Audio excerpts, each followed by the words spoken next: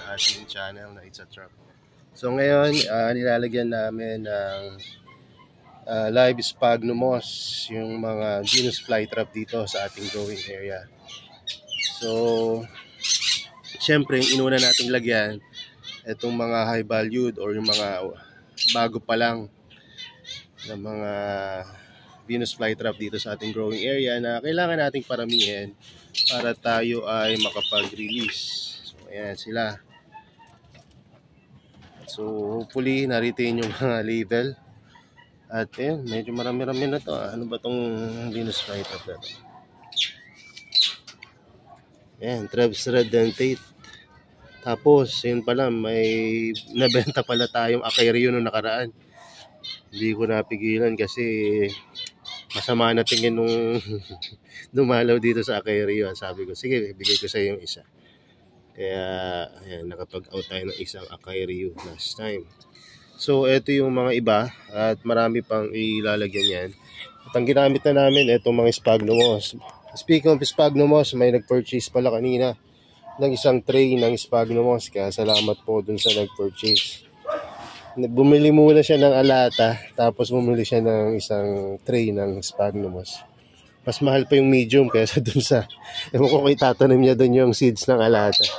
Kasi yung alata natin, di ba, 250 lang yan, isang pods. Tapos isang tray yung binili niya, hindi naman niya siguro ubusin yan. Sa pagsuso ng seed, no, ng mga Nepenthes, mas maganda kung hindi pure green, kasi pag pure green siya, pwede rin naman sa totoo lang, pero pag pure green kasi siya, mas mabilis lumaki ang sphagnum moss kaysa sa Nepenthes. So kung gagamit kayo ng, halimbawa bumili nyo kanina, nakabili siya ng tray, ang isasuggest ko sa kanya na gamitin niya na medium ay yung nasa ilalim. Mag-cut siya ng mga sphagnum moss doon sa ilalim para umangat pa yan, tumaas. So para mas maraming green pa siyang pwede magamit sa ibang mga pwede niyang paggamitan, like sa mga Venus flytrap and other carnivorous plant. Nilalagay rin pala yan, no? Kung mapapansin nyo dun sa mga international community at yung mga may magandang setup ng Nepenthes high humidity setup, no? Nilalagay nila yan sa mga feature plant nila. Nepenthes or feature plant. Nilalagay nila yan sa paligid. So, maganda kasi ang sphagnum moss kapag nilalagay sa paligid ng plants kasi mas tumataas yung humidity, parang support yun, no? Kung naglalaro kayo ng games and online games, yung BAP, no? Support. Suporta yun sa kanila, parang mas magandang tubo. Kasi di ba sa wild, pagka nakita natin yung mga carnivorous plant, may mga sphagnum moss yun sa paligid. Ulitin ko na naman, no, 'di ba? Pagka naghahanap nga sila ng mga Venus or carnivorous plants sa wild, ang first indicator nila ay dapat may mga sphagnum moss sa paligid, na patches. So, doon na nila hanapin yung mga carnivorous plant na maaring nandoon nabubuhay sa paligid doon sa lugar na 'yon. Mostly sa mga bug garden or bug garden. So, ito palang Nepenthes natin na seeds na to, kaninang umaga, sabi ko may tumubo ng isa. Isa pa lang yung tumubo kanina. Ito. May nag-sprout na. Ayun, napapalabas na yung green. Tingnan ko rin, nakadukto nga doon sa seeds, no? Tapos, kanina ng tanghali, may nag-message, "Sir, yung primo sa akin na seeds nag-germinate na." Sabi ko, nauna pa to sa akin, Tapos nung ngayon pagbalik ko hapon, ang dami na niyang nagsilabasan ng mga usbong. Tulad na lang yan, pinakita natin. Hanapan natin. Dito meron din dito. So, maliit kasi medyo mahirap makita. Pero susikapin natin. Ayan, meron na dito. Ayan, meron pa ako nakikitang iba. At magsusunod-sunod na to sa mga susunod pang araw. Mananawa tayo na makita na magkaroon ng germination itong mga to. Ang kagandahan lang, ayun, ito pa. Di ba? Ang kagandahan lang yan, or ang kailangan natin gawin pala, hindi kagandahan.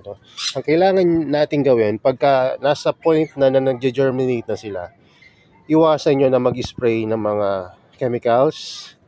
Iwasan nyo rin sila na ilagay sa madaling matuyo na lugar, like yung sa pool sign. Huwag nyong gagawin yung kasi sayang. Mamamatay lang yan. So, ilagay nyo lang siya kung saan siya nakalagay. Usually, di ba, sa shaded area or sa greenhouse or kung sa iba nilalagyan nilang takip, no? Pero ako, mas gusto ko yung walang takip kasi para mas madaling i-acclimate. Kumbaga, napa-germinate mo na, mas madali mo na mabubuhay.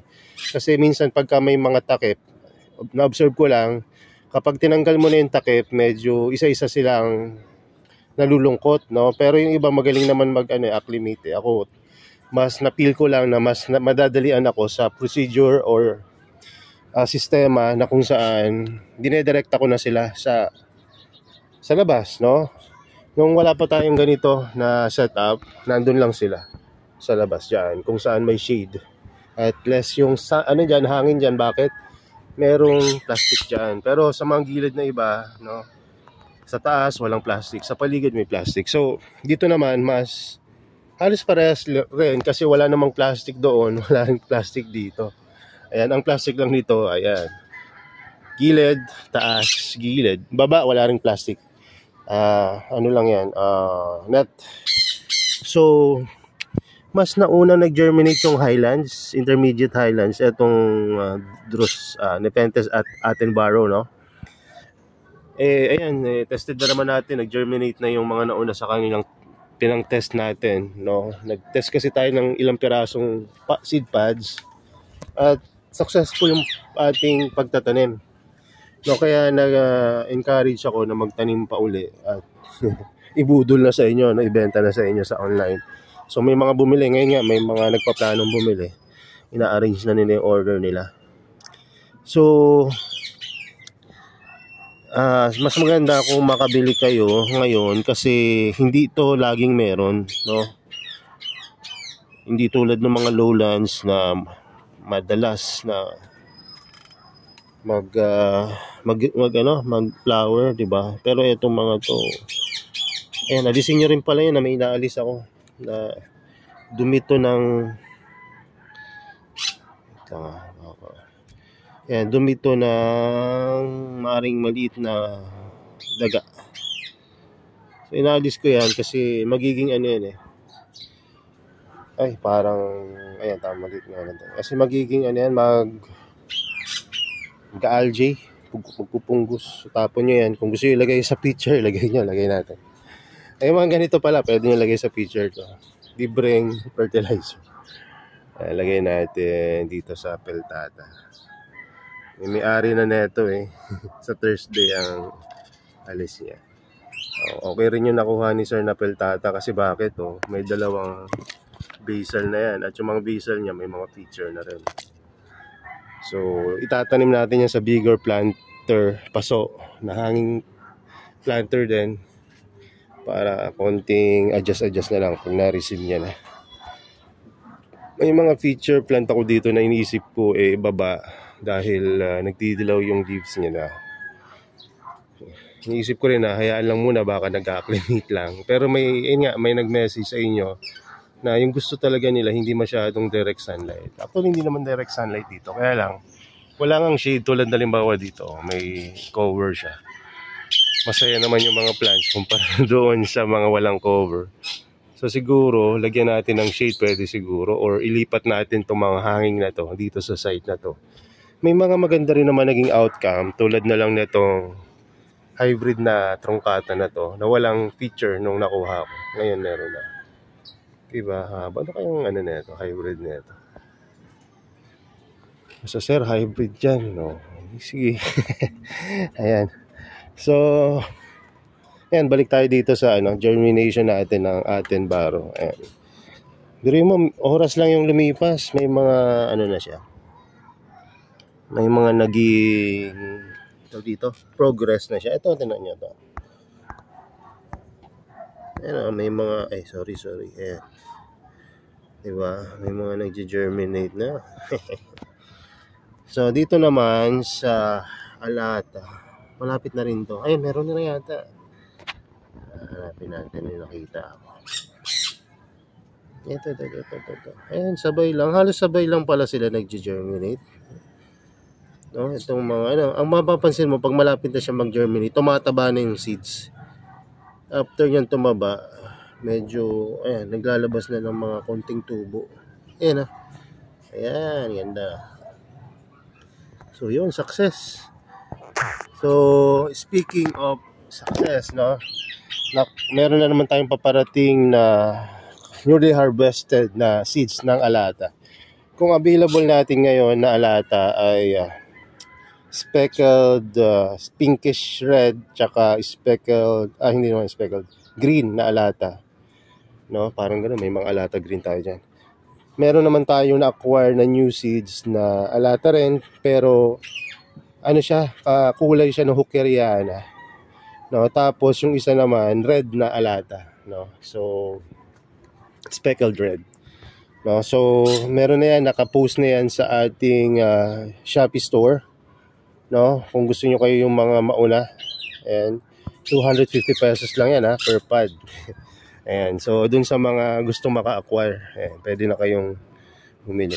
Tapos ito pala yung dapat ire-repat natin ng mga tissue cultured na mga plants, hindi natin nagawa kasi hindi pa ganun katataba yung rhizome nila.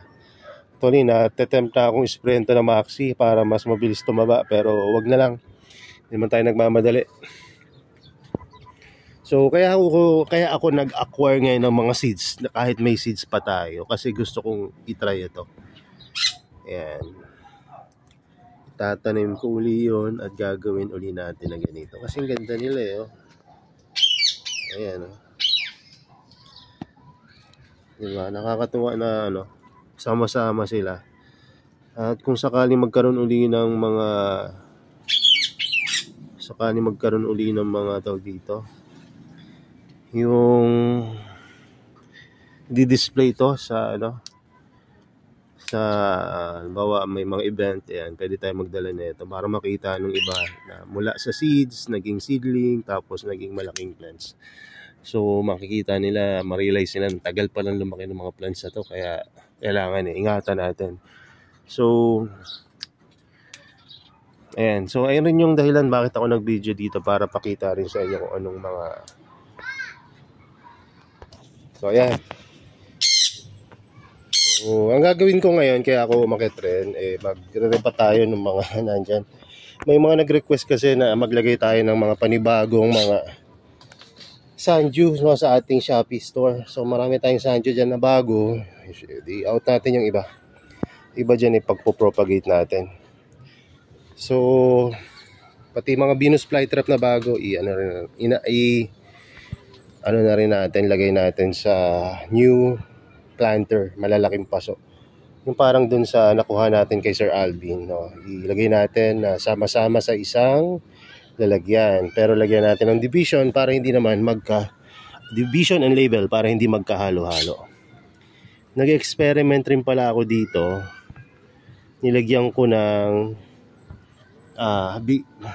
Drosera binata. Itong taas ng pond. Nung ko kung kayaning mabuhay, pero mukhang okay naman, may mga dew kalalagay ko lang yan siguro mga 2 to 3 days ago. So nandito na yung mga natin, lahat ng mga alaga natin na crayfish, pati yung mga maliliit na molly, pang kain ng mga lamok or kitikite, para hindi pa mahayan. Ang laking tulong na doon sa may mga problema sa lamok dyan sa bahay nila. Kung meron kayong mga drum or water container na tulad ko dito na maraming mga rainwater, tapos pinapamahayan ng lamok, lagyan nyo lang ng 1 or 2 gapi or yung mumurahin na isda na hindi kinakailangan ng masyadong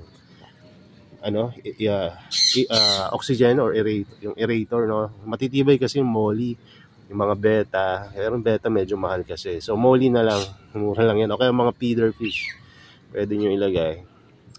Tapos siguro 1-2 araw ubos na agad yung mga kitikiti, kahit malaki pa yung lalagyan. So ayan, so makakatulong sa inyo yan. So ito, sinusubaybayan ko to kung anong mangyayari sa kanya dito. Ayan ang ganda ng new growth nyo. Taan nyo ba yan? Huwag lang mababati talaga to kasi minsan ang ganda ng new growth niya, pagkabukas may mga butas-butas, kasi dahil may peste. Pero ngayon nung nilipat ko dito, kasi nakita na na-realize ko, pag yung mga peste tulad na lang halimbawa ng spider mites, no? Or millibugs and spider mites. Pag nga nasa initan sila, nawawala, umaalis. Ayaw nila ng mainit. Nung nasa lilim, ang dami. So pag nasa init, nawawala sila. Hindi ko lang kung namamatay o lumilipat lang.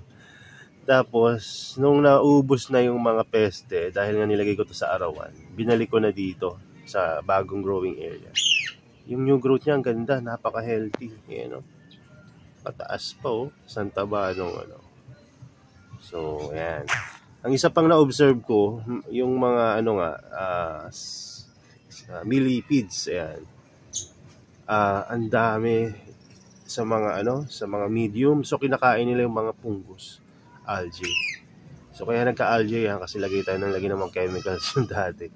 So ngayon, yun, kinakain. So laking tulong. Kaya itong mga nakasabit na nasa taas ng mga halaman at sphagnumos, parang gusto ko ibaba para at least sila? Tawag dito. Mapuntahan ng mga insekto na yun, nakakain ng mga fungus. Yun, napansin ko lang to. Ang ganda rin na ito. Ayan. So, ito rin, oh. Ang ganda na rin. Galing yan kay Sir Alvin. Yung iba dyan. So, yun lang muna. Mag-re-repat ako ng mga Venus flytrap. So, God bless sa inyo. Bye-bye.